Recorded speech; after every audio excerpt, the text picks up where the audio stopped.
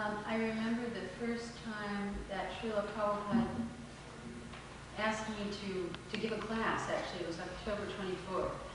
Because, although I didn't mind leading kirtans, because through the Apple record and such, I'm pretty used to dealing with crowds. But I've always felt inadequate in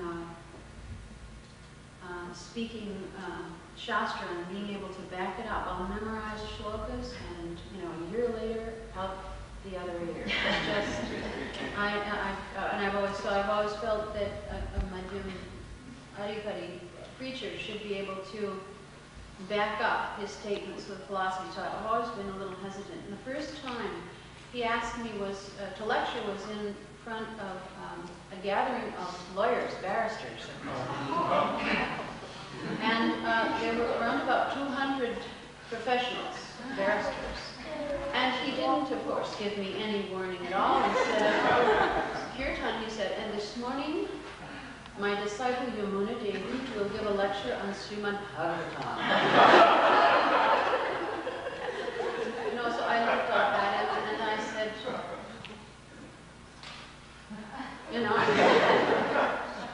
and he said, so at that time, more or less by rote, I recited the Sanskrit, Srimad Bhagavatam, second chapter of sixth sloka of Bhagavatam, straight across it, more or less memorized the text and the purport, and gave a lecture straight from Srila Prabhupada, and all the barristers.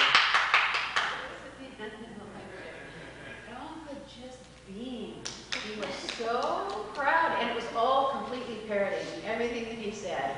But he didn't go out on a limb whatsoever. Didn't take it off the text at all. But that was the beginning, and actually I had to go to him after. I said,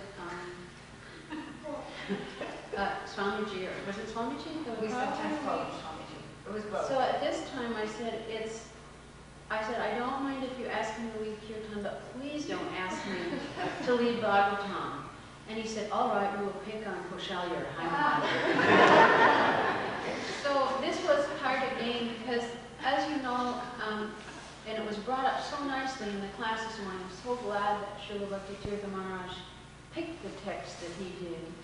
And wasn't that purport incredible? Not only Prabhupada's purport to the text, it gave us a flavor of what we should contemplate as we're dealing with any problems or difficulties we have today in translating what etiquette should be there. Because etiquette is a garland for a Vaishnava. Etiquette's a wonderful thing. But as we're translating something that is Indian, we realized that we were in India now with Prabhupada. And as he was traveling with us, he would let us know what was maybe Hindu etiquette, because we were traveling. At this time, there were no ISKCON centers. We were just starting to travel in Ananda, India, with Lord Chaitanya's Sankirtan movement. So we would go to these programs where there were a lot of Indian swamis that came. Some were Mayavatis and some were impersonalists. None were Vaishnavas, really. We weren't in the Vaishnava. We used to call it the Sadhu circuit. And just like in America, there's we have county fairs and country stars come, and they have their favorite country stars. Well, in India, the enjoying thing to do is take the family to a sammelan and listen to Bhagavatam, or to listen to some speaker, some transcendental speaker. So we got to know all these fellows, quite intimately, and they got to know us, because we were on stage with them, town after town, city after city, with Srila Prabhupada, before we got land for our programs. So I asked him please not to do that, and he didn't. But on a regular basis, the first kirtan he led, and he would ask usually either Koshalya or myself to lead the second kirtan almost no matter what program we were at. Almost for 5 months. Now he did that partly to show off his disciples. I can't say why Prabhupada did it. I don't think there's one amongst us who can say why Prabhupada did it unless they asked, and that isn't in the folio if they did.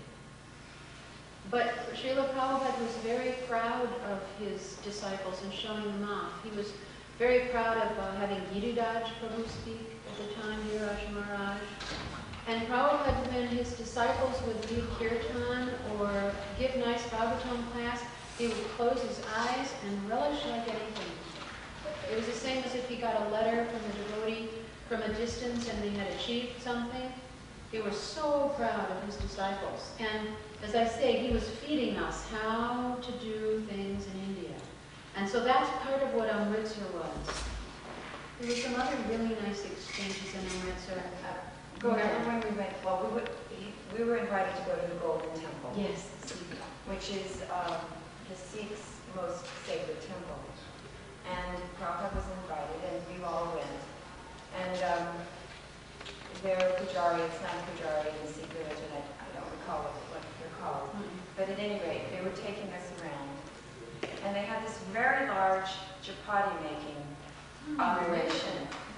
And Srila Prabhupada was so impressed that he thought we should have this kind of thing.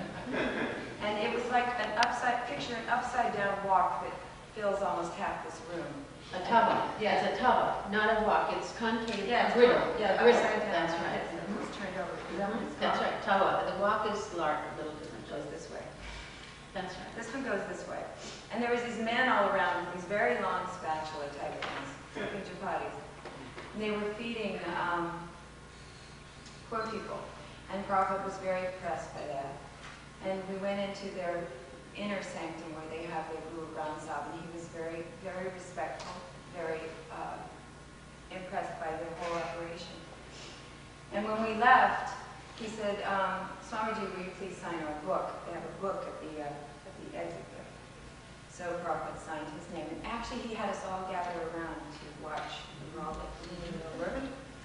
And it says, your impressions, and he says, very spiritual. And your religion, he wrote, Krishnite. Which I thought was very sweet. There's an interesting extension to that story of the tawa, because I remember it was in 1976 in Los Angeles when we went to see him in June, that the devotees there had a machine that was for rolling out chapatis. And it didn't quite roll them out thin enough. They were more like a pita bread thickness, a little bit on like a village chapati. And I remember, because he called me up to his room and he said, Yamuna, remember when we went to Amritsar? He said, he said, can you go down and show them how to do? Like this. You know, I said, oh, but the towel was 25 feet in diameter. I said, I'm supposed to go down in the kitchen and tell them like this? He said, no, they cannot. But he was very, very impressed. So Prabhupada said he learned cooking by observing. So part of this training ground, what we get from our spiritual master is by watching our spiritual master's behavior. And Kaushali and I were up again very late last night, just couldn't stop relishing Prabhupada's behavior. We hear what a perfect devotee is, what the 26 qualifications of a devotee are. But to live with Srila Prabhupada and watch him non-stop, day in and day out, I think this was an eye-opener for all of us, even those that had a little intimate association with him before India. Because how Prabhupada saw India and how he allowed us to see India was a real thrill. And even the example of the importance of that one thing of making chapatis in the Golden Temple. He remembered that not only in Los Angeles did he bring that up, but he brought that up in 2 other centers to me. How wonderful, how expertly it was done. So Srila Prabhupada, that's another thing to bring out about his character in his exchange with devotees, is how he taught us by having us observe things that were done well. And then he'd say, you go do it. And we had no idea how to do it. I mean, whether it was a man doing managerial work or no matter what, all of us had different kinds of occupations. Females tended to have a certain kind, as did his male disciples. But nonetheless, Prabhupada would oftentimes tell us to do something based on something we'd seen done well once. Now, another interesting thing, which I learned from watching Srila Prabhupada and the way he interacted with the Sikhs, he was very respectful for their religion. He was very respectful at their temple. He was never condescending. And I think that's something that it would be useful for ISKCON as a whole to learn. You have to treat people with respect and no condescension, because if you come on condescending to someone, they will never listen to you. Prabhupada was always kind, always respectful, always caring, always loving, and so you dropped everything for him because he cared for you. And he was never rude to anyone. That's an important point, I think. And we learned that time and again. He wasn't rude to Mayavadi swamis, even though he disagreed with them philosophically, and he would debate with them on end. When it was over, he was Mr. Wonderful. You know, he was always very sweet.